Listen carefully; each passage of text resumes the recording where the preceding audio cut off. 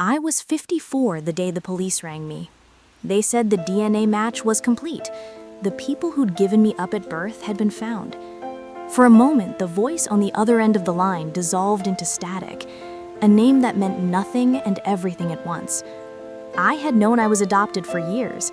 My adoptive parents told me I'd been found, days old, left on a rural doorstep. They'd taken me in, given me a name, a home, and a childhood. They loved me like a daughter. I loved them back. By then, they were gone, but their promise that I belonged somewhere had held. So when officials said my biological family had been located, the idea of returning felt oddly ceremonial, like stepping into a life-size photograph. My husband was overseas and my son touring North America, so my twin daughters, 17 and electric with curiosity, came with me. They thought this was a glitzy adventure, a stately car, manicured grounds, and the mystery of who you come from.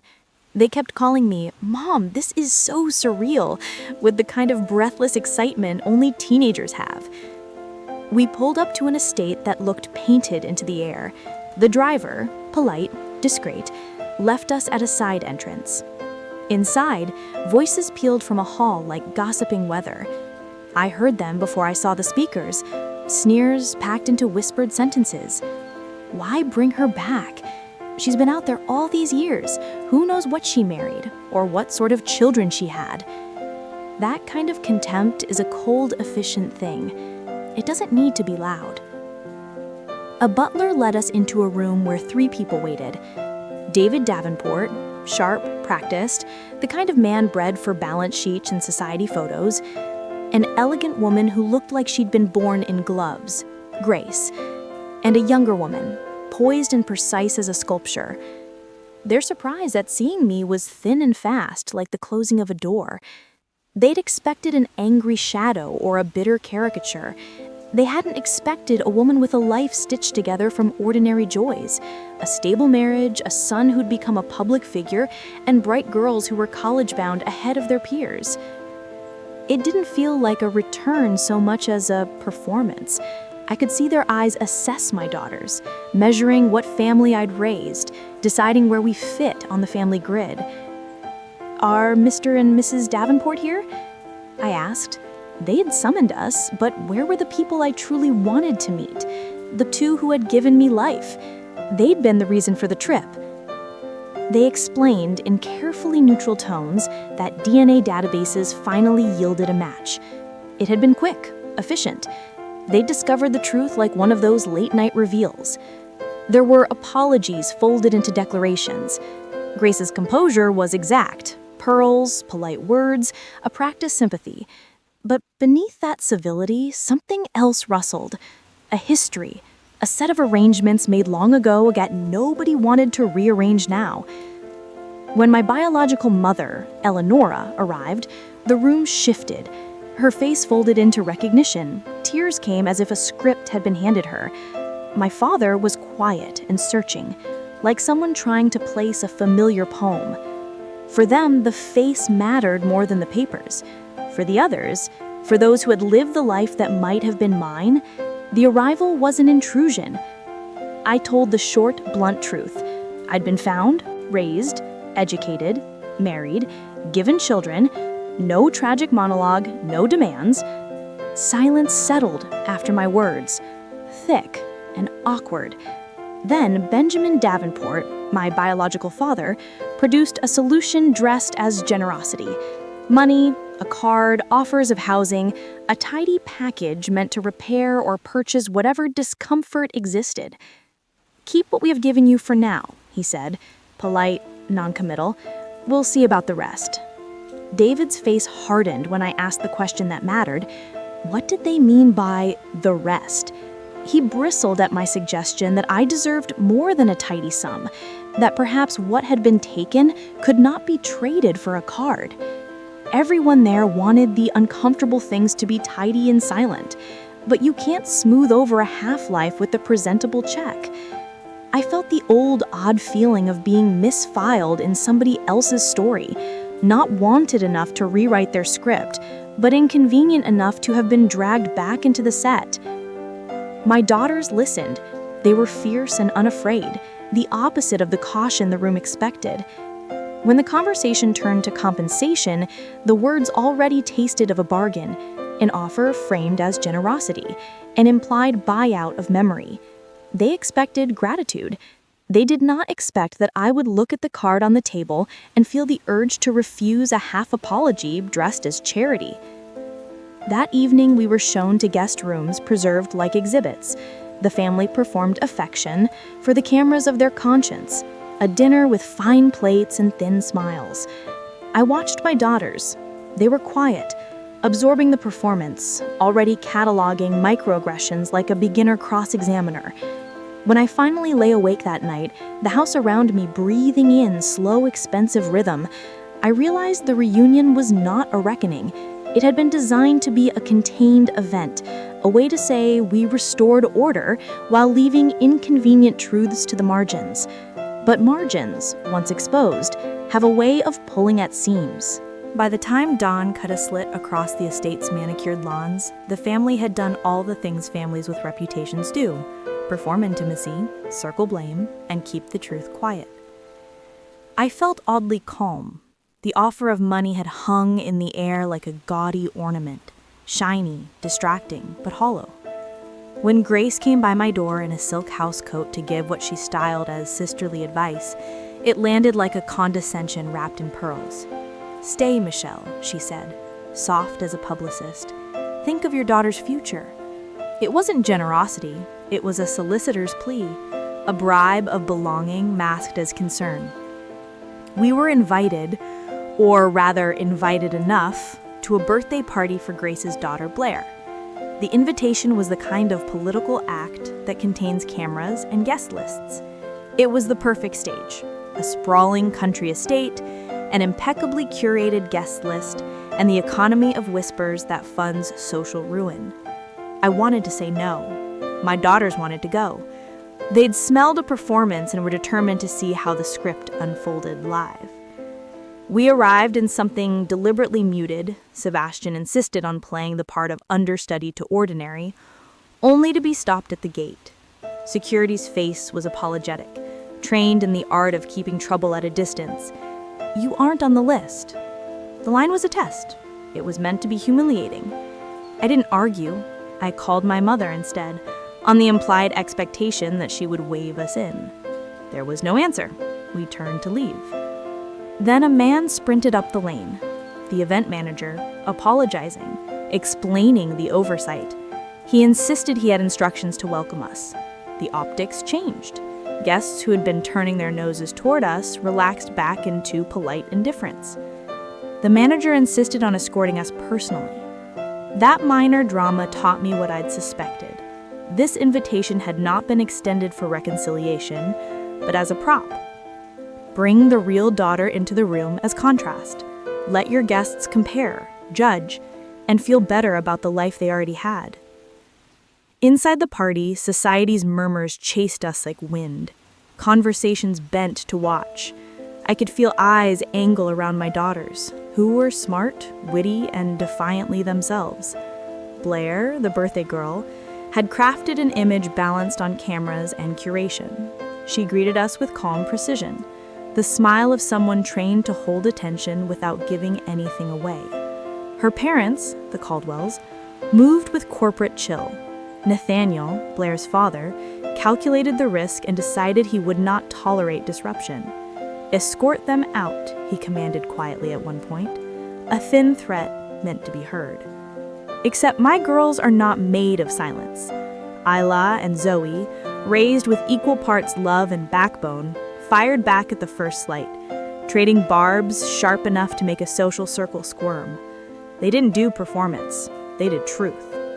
When David's son Leo, a boy born into assumption, snuffled at us, Isla shrugged and deadpanned that he sounded like a badly trained guard dog.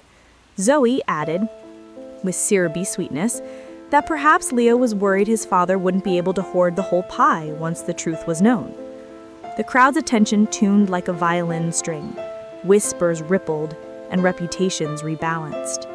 It wasn't long before others who had interests in the evening's deals became visibly uncomfortable. Nathaniel's behavior shifted from bluster to calculation when an apex global executive in attendance, someone involved in a potential Caldwell partnership, recognized me for who I was and recoiled. Power has a way of recalibrating at the smallest signal. Reese, my son, arrived like a comet. He didn't come for drama, he came because it was his mother's evening, and he didn't want a scene to be recorded without his presence. His arrival changed the tone. Guests who had assumed we were an inconvenience suddenly checked their notes and their faces. The social ledger was updating in real time. When Nathaniel flung the "escort them out" line, he expected compliance. But the moment he tried, the crowd's attention, fueled by Isla and Zoe's fearless interruption, made the threat look petty. Blair approached us with a curated concern and asked if Leo had meant what he said. She wanted the evening to end as performance, not as exposure. I was clear. We would leave if asked to, but not without being seen. That night, the whispers took on teeth. People who had never raised eyebrows now had reasons to. The whole point of inviting us was to keep a lie clean for as long as possible. Bring the real daughter into the room, make comparisons, and let the guests reaffirm the chosen narrative by seeing the real against the constructed. But my daughters weren't props, they were instruments. The crescendo came when private accusations surfaced at the table, payment shuffled for decades, a birth mother who'd lied to protect a life she preferred, and the quiet revelation that Grace might have known far earlier and chosen silence. The room finally shifted from polite theater to something raw, real consequences. Grace's defenses cracked like thin glass. She surrendered tears and explanations that sounded like old excuses, that she'd been frightened, blackmailed, or trapped. None of the rationales felt adequate. When a loose thread of truth unraveled during a private conversation, it became public. Accusations were laid out in documents that Sebastian, sharp and methodical, had quietly compiled and presented. The evidence made people look at their choices. It made the performative gestures look ridiculous. In that hush, I saw the dangerous beauty of truth. When it arrives, it doesn't ask permission. People's faces changed, first to disbelief, then to something like shame. Rehook is next, the fallout. Alliances fracture and the family splits. Grace's secret starts to shape consequences none of them anticipated. What unravels first isn't always the loudest thing in the room. It's the softest. A look at a paper, a small intake of breath, the way a hand trembles when it drops an envelope. After Sebastian laid the documents on the table, bank transfers, old letters, a paper trail of hush money, the air shifted. The people who had the most to lose blinked, like they'd been surprised by sunlight. Grace's composure crumpled in stages. She claimed she'd been protecting her daughter, that the payments had been a misstep made under pressure.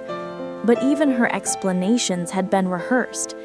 The truth, when it's edged open by evidence, can become a kind of magnifying glass on character.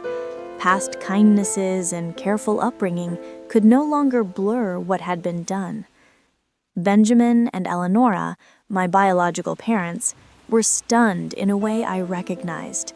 They had been living inside a version of their life that made sense. The evidence made them realize that for decades they'd been loving someone who was not born to them. Shock settled into a complicated mixture of grief and disbelief. The family dynamic that had been curated with every social move suddenly had cracks wide enough to admit light. The Davenports did what rich families do when their scripts get messy. They tried to contain the story. Statements were drafted. Goddaughter language floated back and forth as if an editing pass could change facts. David advocated caution. He wanted to protect the brand, the businesses, and their alliances. But once receipts and timelines surface, caution looks like cowardice. I felt an old, slow satisfaction watching the facade begin to chip away.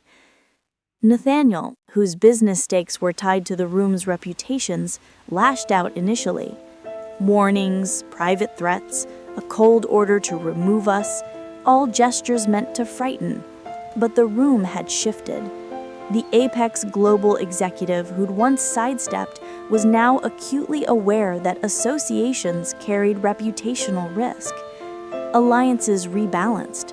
Some moved to distance, others quietly pivoted to mine. And here's where the personal and the political intersected. Grace, who had spent decades on a cushion designed by others, found that her leverage evaporated. The Caldwell family's comfortable certainty, their influence, their social capital, diminished incrementally with every verified line of evidence. When a mistress and hidden children emerged from Nathaniel's past, it further dissolved the narrative Grace had counted on. She hadn't merely lost face, she had lost the utility that had kept her in place. For me, it wasn't celebration. It was a clearing. I didn't want to watch lives collapse for sport, but I had waited 54 years for clarity, and once the scales tipped, there was no reason not to let the grality of truth do its work. Benjamin and Eleonora tried to be loving, to bridge decades of absence with apologies and awkward embraces. I listened, accepted some gestures, rejected others. I wasn't the child of a storybook anymore. I was a woman with a life already full. The family's public posture hardened. Private matters, they called it. Family decisions. That meant decisions would be made in closed rooms with lawyers and PR counsel. Benjamin suggested a compromise. Keep the relationships quiet, offer money and a place in the foundation's foundation. Let the scandal be buried. It was the classic containment strategy. Keep the narrative tidy without exposing what had allowed the deception in the first place. I declined the buyout card on principle. Money couldn't reconcile a stolen identity, and no tidy settlement could restore a childhood I never had. Instead, I asked for transparency. Who knew? When did they know? And what were they going to do now that the truth was out? That earned me an expression I recognized. The look of people who'd hoped to manipulate guilt into compliance. It was messy for them. It was overdue for me. Grace's eventual breakdown in private was something like pity, not for her, but for a woman who had lived a life that had been laid out for her like a uniform she never chose. She had been pressed into a role and clung to it because everything else seemed dangerous. But clinging did not excuse the choices she had made, nor the secret she had kept for decades. After the revelation, the Davenports put out a carefully worded statement internally, then a quieter, softer one to select colleagues. They embraced the goddaughter solution publicly for appearance, while privately their boardrooms muttered and their allies recalculated. But the cracks were visible. Some people left quietly. Others watched from a distance. A few, like the apex global people, repositioned in ways that made it clear influence had shifted. By the time I left the estate for the last time on that visit, nothing dramatic had been baked into the headlines. There were no viral videos of speeches or declarations. The family kept its dignity, or at least the illusion of it. But inside, lines had been redrawn. Grace's place felt different. Mine was no longer a rumor. For my daughters, it was a lesson. The things people hold sacred can be stacked in place with great care, but every structure rests on a foundation. When that foundation is false, the house can't stand the weight of truth forever. Rehook. Next, after we leave, I take action quietly. Business leverage, a subtle investigation, and a plan that will force the Davenports to acknowledge more than just a polite "we're sorry." The stakes rise, and the resolution becomes strategic, not sentimental. When we got back home, the quiet felt heavier than the noise of that mansion. Silence after truth is never still. It hums, rearranges things, makes you see the fractures more clearly. My daughters buzzed for days, replaying conversations, mimicking the arrogant tilt of Leo's chin. laughing at the panic in Gracia's eyes when Sebastian laid out the documents. But beneath their jokes, beneath the adrenaline, there was a gnawing certainty. The Davenports were not done. Families like that don't accept consequences. They manage them. I wasn't angry, not in the explosive cinematic sense. I was calculating. I'd lived my entire life without them, built a career, raised good children, paid my bills, wiped my tears, stretched my courage. Their presence didn't complete me, but the truth they hid for decades deserved light, and I intended to decide when, how, and in whose direction that light was pointed. Sebastian and I spent evenings reviewing what we had: timelines, transfers, the inconsistent statements Grace made during our stay.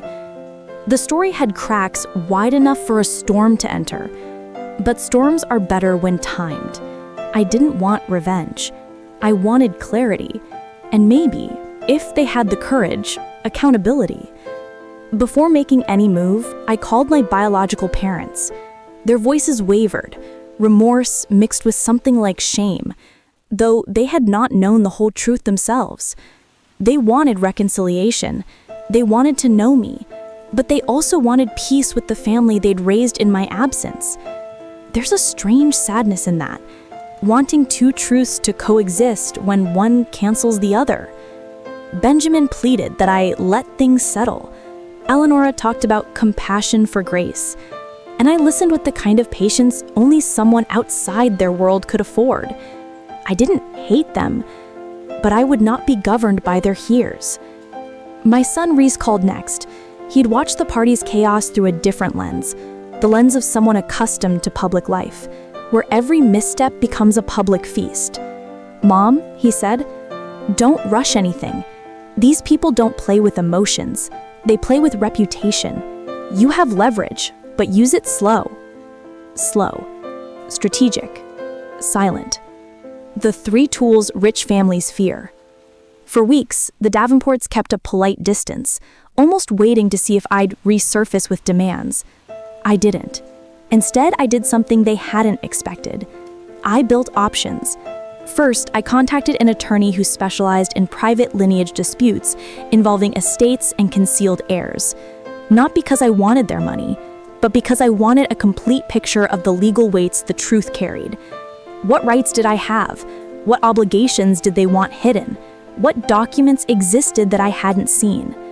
Second, I commissioned a discreet background inquiry into the Davenport Foundation, the Caldwell holdings, and the arrangements that kept Grace's secret protected for 30 years. Not an expose, a map. I needed to know which pressure points were real and which were illusions. Third, I instructed Sebastian to prepare a chronology, one that would be useful if anyone in that family tried to turn the narrative against me. I wasn't naive. Their silence wasn't courtesy, it was strategy.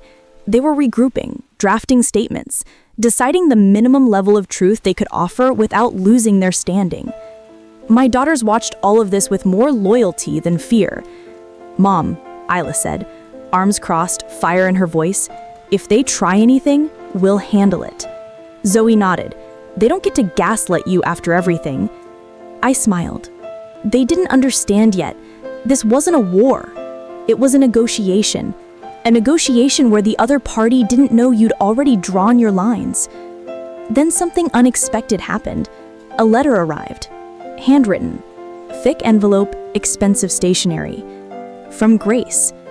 Inside were 3 pages of apologies, but they weren't apologies for what she'd done. They were apologies for being caught.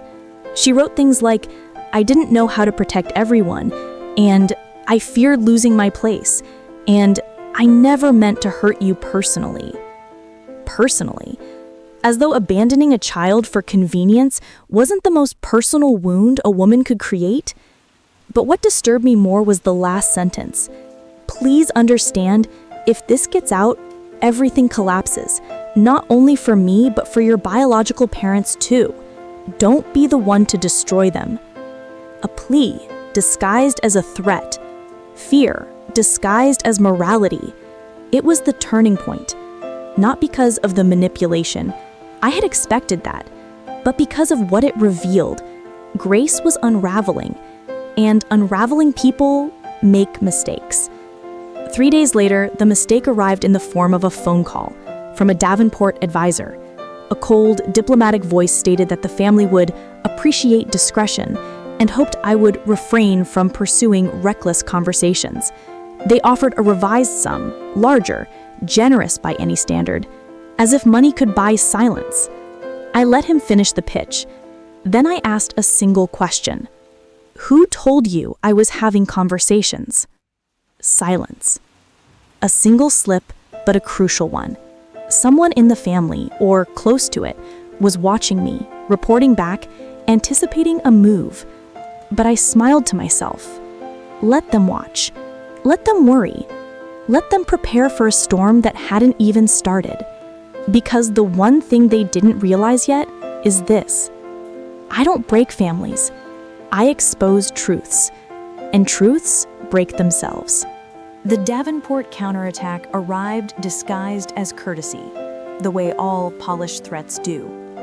A formal message from their attorney requested a mutual non-disclosure agreement.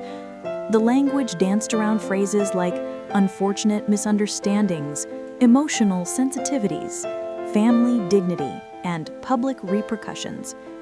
Buried near the end was the quiet demand: sign, accept the compensation, and agree never to disclose your connection to the Davenport lineage. It was elegant, calculated, and deeply arrogant. They wanted the birth secret sealed forever, except this time sealed legally, not emotionally. I didn't respond immediately. I let the silence do its work. Power shifts when one side realizes the other isn't afraid.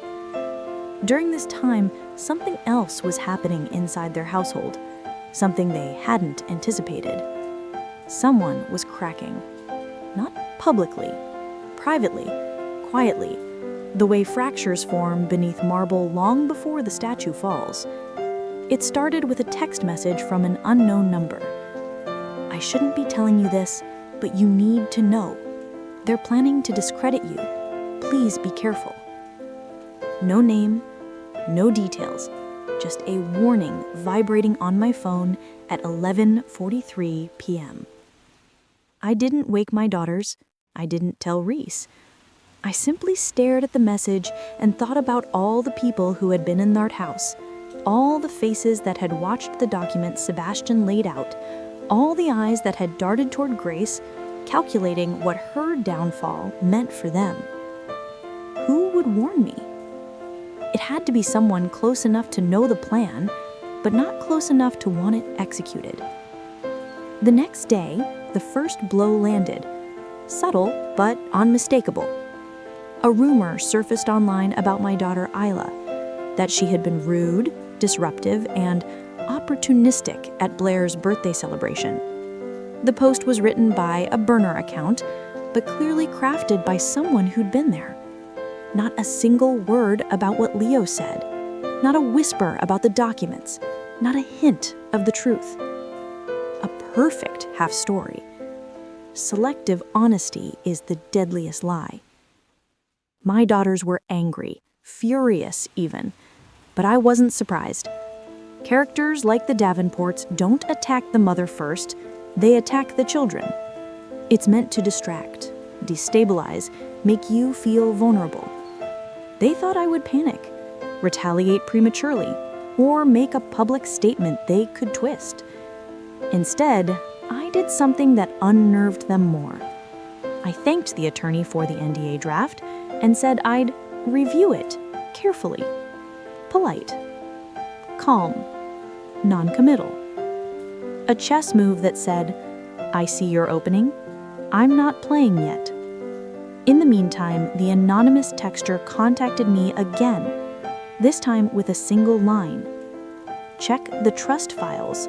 Start with the year you were born. That message made my pulse thrum. Trust files? Was a trust created in my name, or altered because of me, or erased? I called my attorney. Within days, he obtained limited access records through legal channels. And there, hidden in an audit that had never been meant for my eyes, was the truth. A trust had existed. It had been created the week after my birth, and then dissolved quietly 2 years later. Why? Where did the assets go? And more importantly, who authorized the dissolution? Not my biological parents, not any formal guardian. Someone else had signed the papers. Someone who had something to lose. Someone who knew I existed long before the DNA test. When my attorney read out the name, I felt the room tilt. Grace. The woman who claimed she found out late. The woman who said she had been shocked. The woman who cried in private, pretending she'd been blindsided. Grace had known. She had known from the beginning. She had known about me, known about the trust, known what dissolving it would mean. She hadn't been trying to protect her daughter. She was protecting her claim. And now, someone inside her circle wanted me to know. I asked my attorney what dissolving a trust like that implied. He didn't hesitate. It implies intent. It implies concealment. And depending on where the funds went, it could imply fraud. Fraud. The word tasted cold and metallic. This was no longer just emotional wrongdoing. It was potentially criminal. That night, I received the third and final message from the anonymous number. You need to see the letters. She forged one. That's how she hid you. Letters. Forged? I texted back immediately. Who are you? 3 dots appeared. Disappeared. Reappeared. And then, I can't say. She'll know. But I left something for you. Check the envelope under the stone near the east gate. My heart hammered. Someone was risking everything. Reputation, job, family allegiance, to get the truth to me. Someone who knew the Davenport secrets from the inside. Sebastian and I drove out in the rain, headlights carving pale tunnels into the dark. My daughters were asleep. Reese was overseas. It felt like walking into the spine of a thriller. And there it was, a sealed brown envelope weighed down by a stone. Inside were photocopies of letters. One written by my biological mother decades ago, one forged in her name. The forged one had been used as justification to dissolve the trust. The handwriting was similar, but not identical. To anyone trained in estate protocols, it would have passed. To a forensic analyst, it wouldn't have. Grace had faked a letter to erase me, and she had succeeded. Until now. Rehook. Next, I confront the Davenports with the truth and discover which one of them has been helping me from the shadows. The reveal reshapes everything. The morning after finding the forged letters, the house felt unusually still. Even the air seemed cautious, as if it knew something irreversible had shifted. I laid the photocopies on the dining table, the legitimate letter from my biological mother, the forged one used to dissolve the trust, and the signatures that didn't align no matter how you tilted your head. 2 different truths, one real, one manufactured. Sebastian stood beside me, silent, but the tension in his jaw said enough. He had spent years learning how to read people. That talent now wrapped itself around every detail. This is criminal, he said quietly. Not just unethical, criminal. I nodded. I know. My daughters joined us eventually, rubbing sleep from their eyes. When they saw the documents, their expressions sharpened. Shock, then anger, then something fiercer. Isla whispered, "She erased you, on purpose." Zoe added, trembling, "Mom, we can't let her get away with this." That was the moment I decided. Confrontation was no longer optional. I called the Davenport estate and requested a meeting. No explanations, no tone of pleading, just a date and time. The butler confirmed awkwardly, clearly uncomfortable. Good. Let them feel the first slice of fear. We drove out that afternoon. Fog hung low across the grounds, swallowing the lines of the mansion until it appeared like a shadowed thing clinging to the horizon. Inside, the decor was immaculate, but the people were not. Benjamin waited stiffly, Eleanora beside him, eyes red as if she'd cried before our arrival. Grace sat farther back, fidgeting with the pearl bracelet she always wore when anxious. David stood like a sentinel, ready to intercept fallout. Blair and Leo were absent, wise given the storm coming. I didn't sit. That was intentional. I wanted them uncomfortable. "We need to talk," I said, placing the envelope on the polished table. Grace's face drained of color before I even opened it. Benjamin reached for the papers with shaking hands. Eleanora leaned forward, whispering, "What is this?" Her voice cracked on the final word. I watched them read. Shock expanded across their features, slow and devastating. The authentic letter, my biological mother's heartbreaking plea to keep me connected somehow, even from afar, made Eleanora sob softly. But the forged letter, the one that claimed my biological mother wanted me removed from all entitlements, wanted no future contact, wanted the trust dissolved, that one turned Benjamin's expression into something between rage and nausea. He looked at Grace.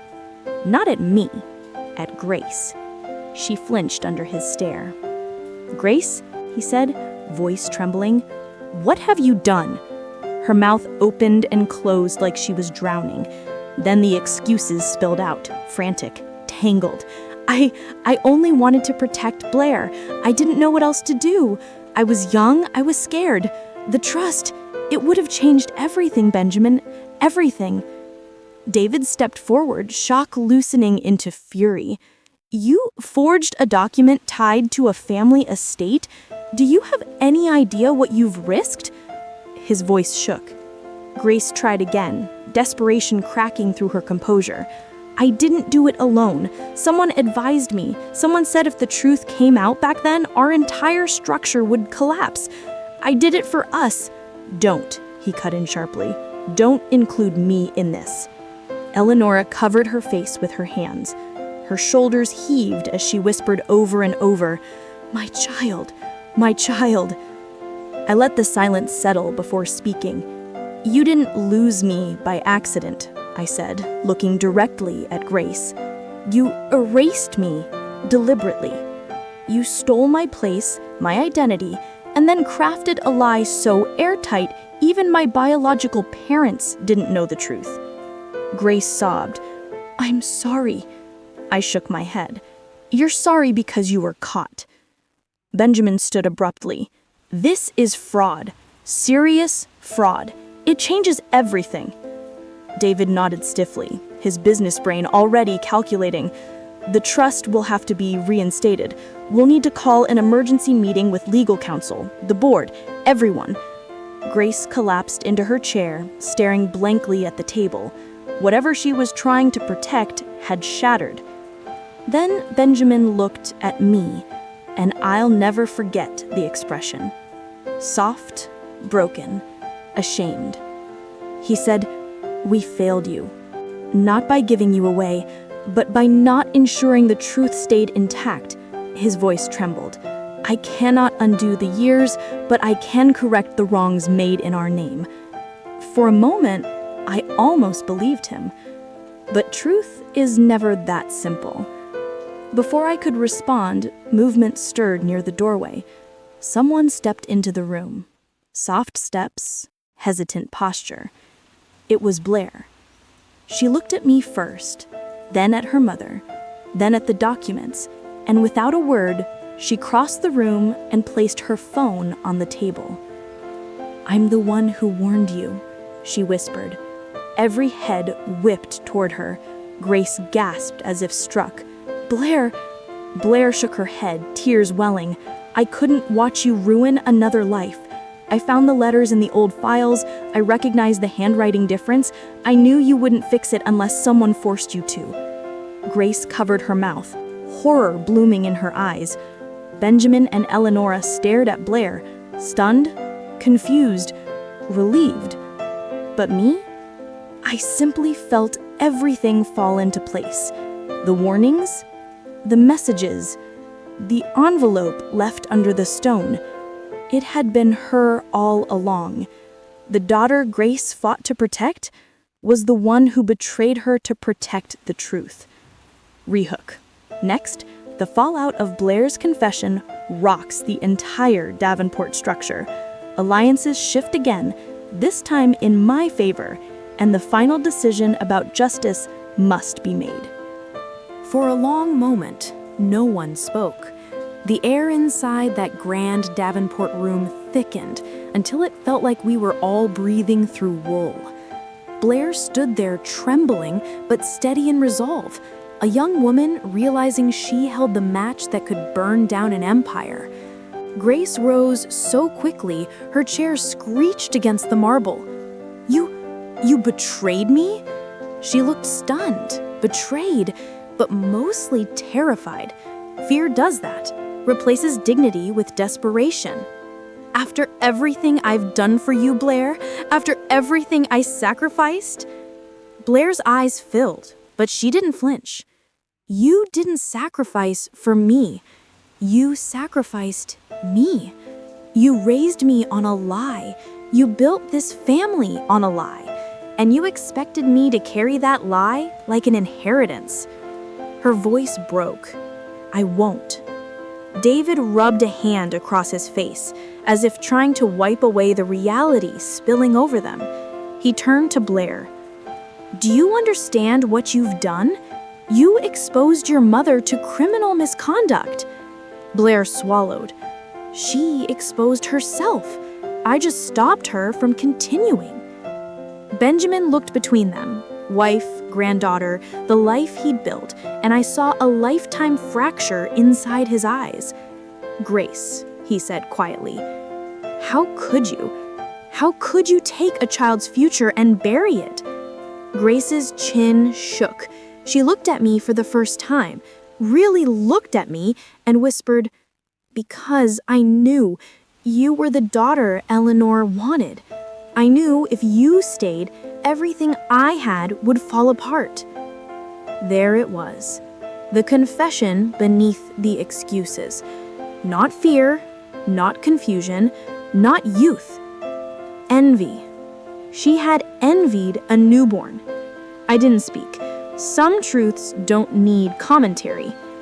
Eleonora sobbed softly into her hands. Pain etched her posture, grief spilling from her in waves. "I trusted you," she whispered to Grace. "All these years, I trusted you with my child." Grace crumbled then, literally. Her knees buckled, and she collapsed into her chair, shaking. But sympathy was a currency I no longer owed her. David turned to Benjamin. "We need legal counsel, immediately. Everything she touched might be compromised." "More than compromised," I murmured. "It might be criminal." That sentence hung in the room like a guillotine. Benjamin nodded faintly. "Michelle, whatever you want, whatever steps need to be taken to correct this, you will have our full cooperation. I promise you." But promises made under pressure are the weakest kind. I studied him, weighing sincerity against guilt. It was both, and guilt, when mixed with power, is useful. Blair took a careful seat beside me. She said, "I'm sorry for what she did, for what they all let happen." I rested a hand lightly over hers. "I did the right thing, even if it cost you." A tear escaped her. "It will cost me everything." She was right. Grace would never forgive her. David would resent her. The social circle would whisper. The Caldwell alliance would fracture. Her life, the perfect debutante future curated since birth, was gone. For truth. Not everyone has that courage. Before I could say anything else, Benjamin cleared his throat. He said, "There's more. More you don't know." His voice trembled, and I knew whatever he was about to reveal had been buried deeper than forged letters. He continued, "The trust wasn't only dissolved, Grace rerouted a portion of the assets. She didn't just erase you, she benefited from it." Grace closed her eyes. "Don't," she whispered. "Please, don't say it." But he did. She diverted funds into an account under her father's name. Money meant for your welfare, your future, your birthright. She redirected it. A rustle broke through the room. Shock, disgust, disbelief. My daughters gasped. Blair looked physically ill. Even David stepped away from Grace as if the revelation itself were contagious. Sebastian stiffened. "So she forged a letter and committed asset diversion?" Benjamin nodded, eyes hollow. "Yes." For a long moment, the room drowned in silence. Then I spoke, slow and calm, the way a storm speaks before it breaks. "You didn't just erase me, Grace. You stole from me." Grace collapsed into sobs, not the delicate kind she used to gain sympathy, but raw, panicked gasps. "Michelle," Benjamin said urgently, "please understand, we will repay everything, with interest, with restitution, with whatever legal remedies are required. We will cooperate fully." I studied him again. This time, he didn't look like a man defending his family. He looked like a man trying to salvage what little honor remained. "I'm not here for money," I said. Everyone froze. Grace's sobbing slowed. David's brows knitted. Sebastian nodded. He already knew. "I'm here for accountability." Benjamin swallowed. What does that mean?" "It means," I said, "this doesn't get swept under a rug. Not with NDAs, not with hush funds, not with silence." Grace looked up, eyes swollen, horrified. "Please, don't ruin me." I stared at her, a woman who spent decades making choices that ruined others. "You ruined yourself." A sound came from the doorway. We turned. It was Leo, and for the first time since I'd met him, his arrogance was gone. He looked stricken, devastated. "Is it true?" he asked his mother. "Did you steal from her? Did you forge a letter?" Grace reached toward him. "Leo, please, I did it for—" He stepped back. "Not for us. Don't lie." His voice cracked. "You did it for yourself." The second child she'd raised turned away from her. That was the real collapse. Not the legal case, not the scandal, not the dissolution of alliances. The children stopped believing her, and without their belief, her power was gone. I exhaled slowly and stepped back from the table. "I'll give you my decision soon, but understand it won't be made out of anger. It will be made out of principle." Then I turned and walked out. Behind me, the Davenport dynasty, once untouchable, once pristine, sat shattered across its gleaming floors. Rehook. Next, I make my final decision. Justice, consequences, and the end of the Davenport deception, and what it means for my identity, my family, and my future. When we left the Davenport estate that day, the sky looked strangely calm, a flat stretch of gray as if the world had paused to inhale. My daughters were silent in the car, processing the wreckage we'd just witnessed. Sebastian kept glancing at me in the mirror, waiting for me to break or cry or explode. I did none of those things.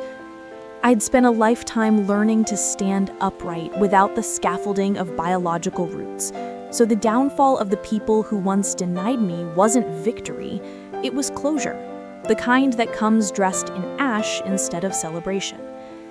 For the next few days, the Davenports scrambled behind their mansion walls. Calls pinged my phone like nervous birds. Emails arrived with subject lines like clarification, proposal, urgent and please read. Their attorney reached out repeatedly, asking when I'd be ready to discuss restorative terms. But silence is a language, and I spoke it fluently. Meanwhile, Blair texted me twice, short, quiet messages. I'm sorry. Thank you for not yelling at her. Leo didn't message, but he didn't have to. The way he'd looked at his mother, wounded and betrayed, was enough to tell me everything shattered in him had been real. And Grace? She didn't contact me at all. Guilt erases confidence faster than consequence. On the fourth day, I received a letter from Benjamin and Eleonora. No lawyers, no advisors, no scripted polish, just paper, trembling handwriting, heavy ink, and two people whose world had been redrawn. They asked to meet, not at the estate, not in their country club, not in any setting with marble or staff or velvet chairs. They wanted to meet at a public park, on a simple wooden bench, as equals. So I went. When I saw them waiting there, two older people sitting small against a large world, I realized something unexpected. They weren't trying to repair their reputation. They were trying to repair themselves. Benjamin rose when he saw me. His eyes looked older, softer, stripped of all the elegance he once carried like armor. "Michelle," he said quietly, "thank you for coming." I nodded and sat beside them. The cold wooden slats pressed into my back, grounding me. Eleonora reached for my hand, cautiously, gently, as though she feared I'd pull away. I didn't. Her touch trembled. "We failed you," she whispered, "in every way that mattered." For a moment, she cried, quietly, privately, the grief of a mother who had been cheated of her child twice, once by circumstance and once by deceit. Benjamin cleared his throat, his voice deeper than before.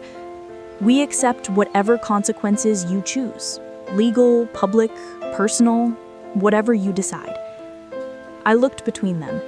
For the first time, I wasn't seeing biologically linked strangers. I was seeing two people wounded by the choices of others, caught in a web spun decades before. "Why didn't you fight for me?" I asked softly. The question hung heavy, not accusatory, just truth-seeking. Benjamin exhaled, because we didn't know we had something to fight for. Grace intercepted the letter. She told us you were safe, adopted by a good family, uninterested in contact. Pain twisted through his expression. We believed her. We trusted her. "Trust," I said, "is a dangerous currency." He nodded, and we were bankrupt without realizing it. For a long moment, the three of us sat still, letting the winter breeze comb the air around us. Then I asked the question they feared most. "What do you want from me now?" Eleonora lifted her head. "A relationship," she said. "Not a title, not a claim, just a chance, even if it takes time." "And if I say no?" I asked. She nodded gently. "We will respect that and carry the regret ourselves." Their honesty disarmed me, not because it absolved them, but because it was finally real, painfully real. I closed my eyes and breathed. A lifetime of abandonment, a lifetime of identity stitched through resilience, a lifetime of questions unanswered. And now the answers were here, broken, complicated, human. "I don't want revenge," I said finally. They looked up, surprised. "I don't want NDAs, I don't want settlements, I don't want apologies wrapped in legal protection." I paused. "What I want is truth. Public truth, accountability, and transparency." Benjamin nodded slowly. "We will give you that." "No," I corrected softly, "you will give the world that." Eleonora looked frightened. "Public disclosure will destroy Grace." I nodded. "Yes, it will." Silence. Then Benjamin spoke, voice heavy. She destroyed herself. They didn't argue, they didn't plead, they didn't negotiate. They accepted. Because justice is not cruelty. Justice is truth set loose. 1 week later, a statement was released, not by me, not by lawyers, not by those hiding behind privilege, but by the Davenports themselves. They admitted a trust had been created for me, a forged letter had been used to dissolve it, assets had been diverted by Grace, decades of misinformation had followed. The family had wronged not only me, but also the truth. The public reaction was immediate, brutal, unforgiving. Grace fell hardest. She stepped down from every board. She lost social positions she once guarded like diamonds.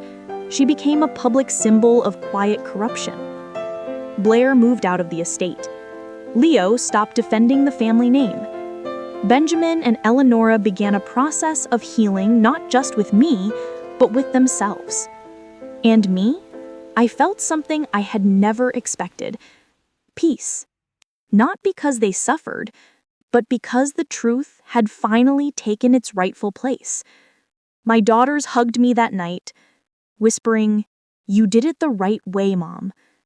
Maybe I did. Maybe I didn't.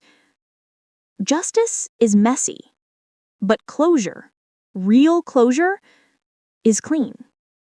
Final rehook, or closing line.